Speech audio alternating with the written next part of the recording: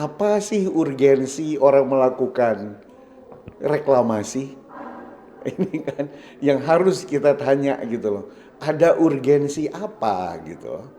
Nah sekarang kita tanya urgensinya oke, perluasan kota Manado. Ya itu kan penataan ruang itu diperoleh dari luasan Iya, kan, iya. luasan kota Tahu Manado sih. itu tinggal mau diatur gitu loh ya.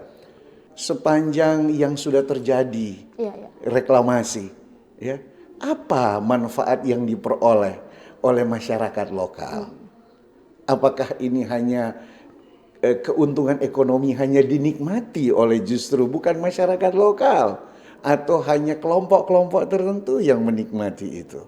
Jadi jangan kita dapat keuntungan ekonomi juga tinggi. Saya tidak mau karena saya dari ekonomi bilang keuntungan ekonomi, tapi ternyata lingkungan jadi rusak. Ya, masyarakat sekitar misalnya tidak lagi menikmati dulu pantai. Ya itulah yang saya bilang tadi. Memang dilema.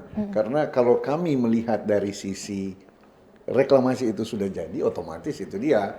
Ya, yang paling pertama itu adalah wisata. Ya, Iya. dari wisata itu akan menghasilkan tenaga kerja, banyak industri-industri baru muncul di sana, banyak ide-ide baru yang bisa membangkitkan jiwa entrepreneur di sana, dan otomatis tidak hanya mensejahterakan masyarakat, PAD juga daerah. Iya, benar. Nah, dan kalau seandainya PAD itu meningkat, jangan cuma diambil untuk bagian yang lain, harus juga memperhatikan daerah itu gitu loh. Iya, iya.